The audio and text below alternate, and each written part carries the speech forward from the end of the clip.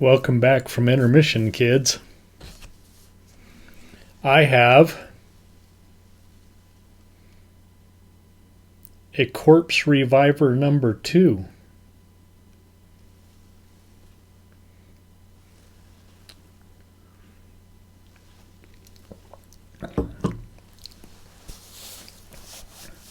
That's very tasty.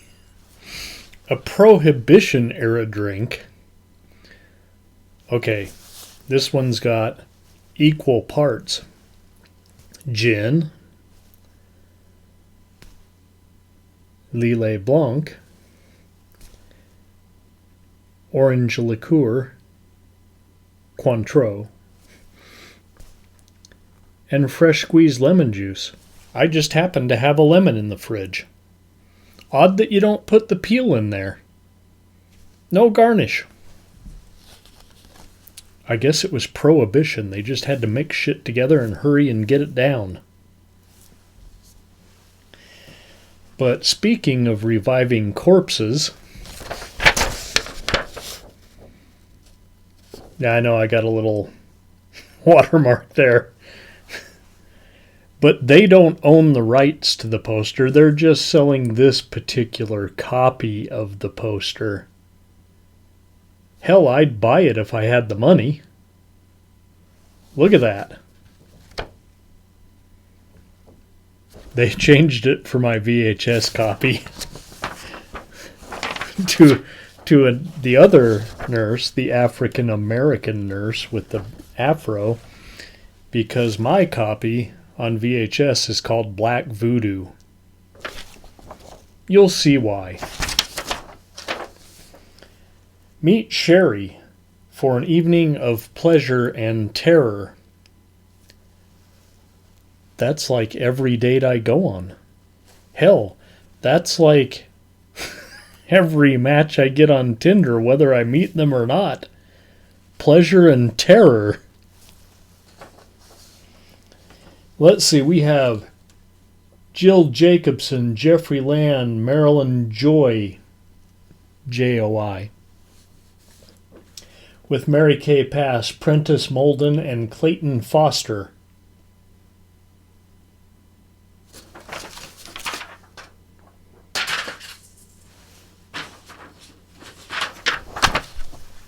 Alrighty.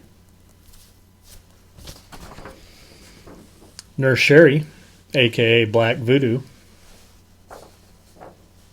is a 1977 independent international picture.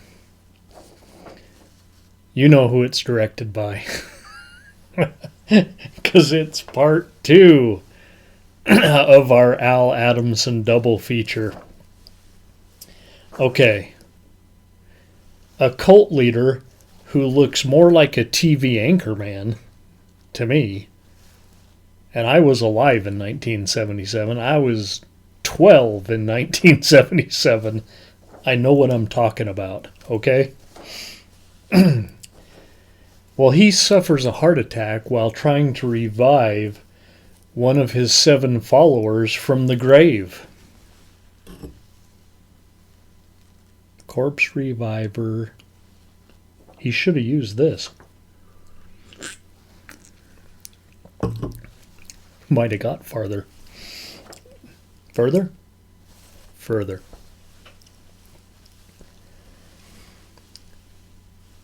He arrives at the hospital where he gives everyone a rash of shit about the evils of medicine before he dies on the operating table. And we're kind of okay with that at this point.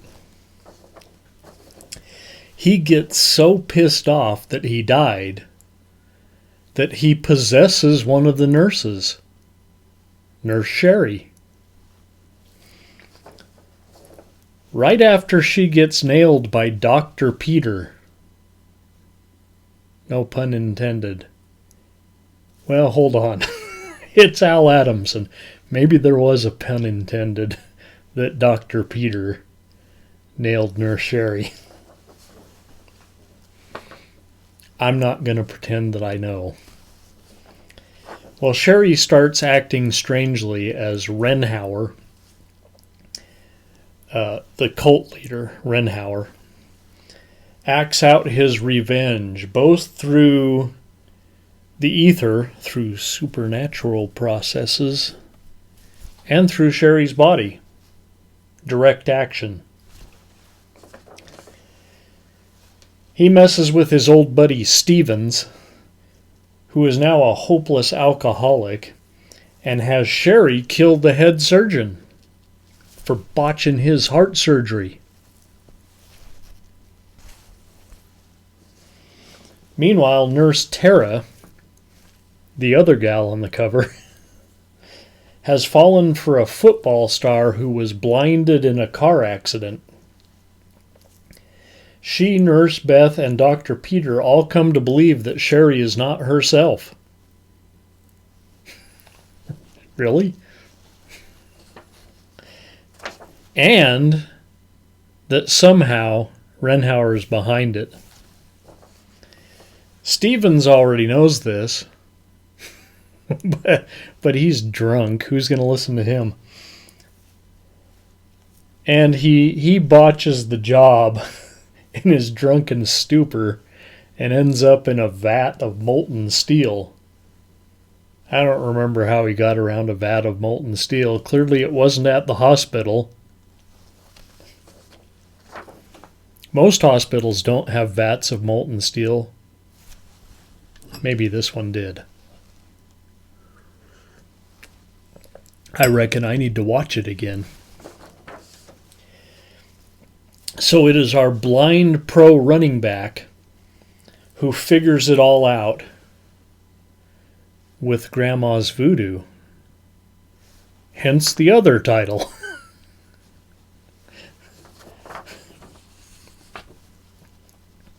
Grandma's voodoo.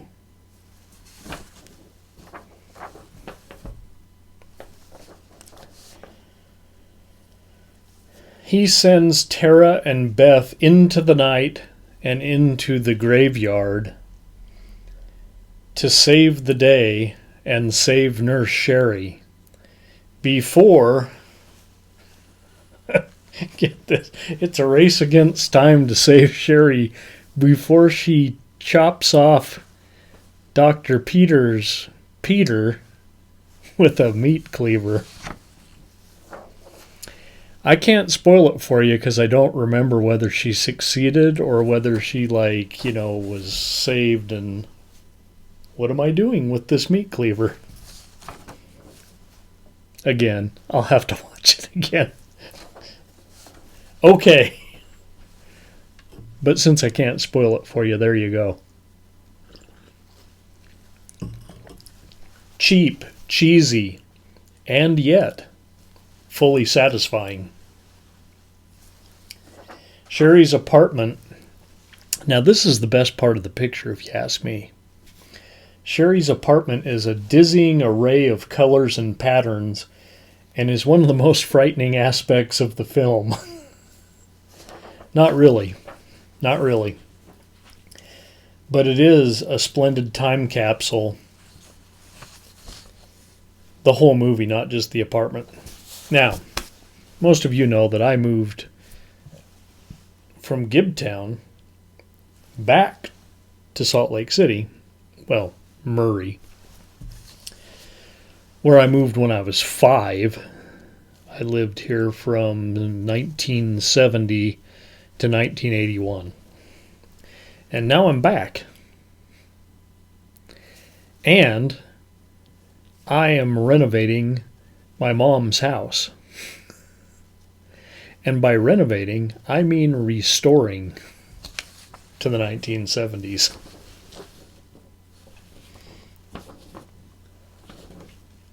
So time capsules like this help me out.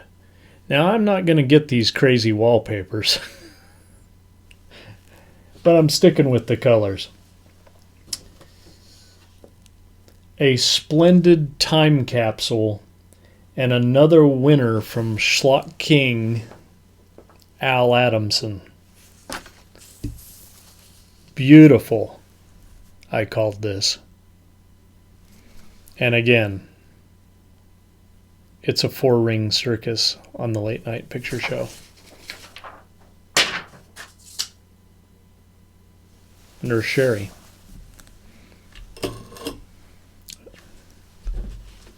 That's 2 4-ring circuses tonight in our Al Adamson double feature.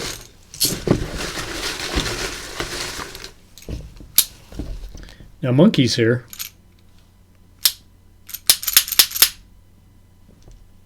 And I still think he looks stoned when he's like that. There we go. He's going to pick next week's double feature.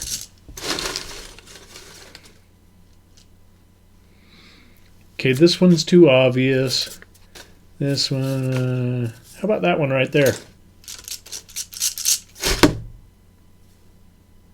Did you see that magic trick? I just made Monkey disappear. Maybe he turned into this rubber chicken.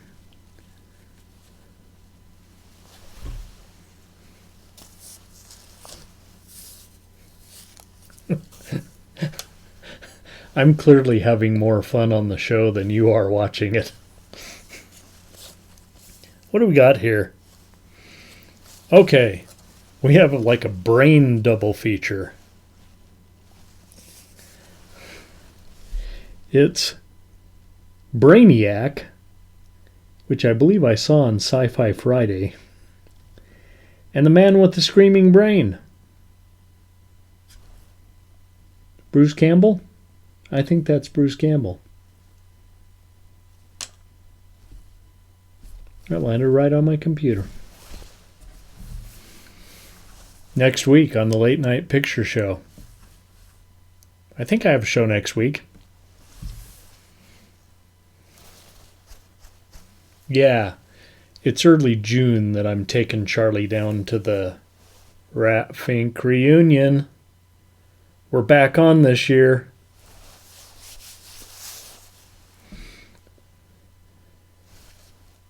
So I joined TikTok. Maybe I'll do some TikToks from the Rat Fink reunion. We'll see.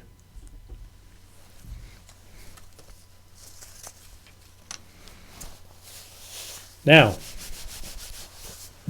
if you liked tonight's reviews, or this review, or the other one, give me some thumbs up.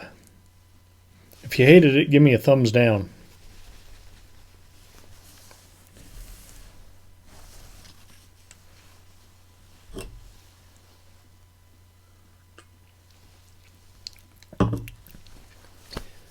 Subscribe. And tune in next week for our brain double feature, Brainiac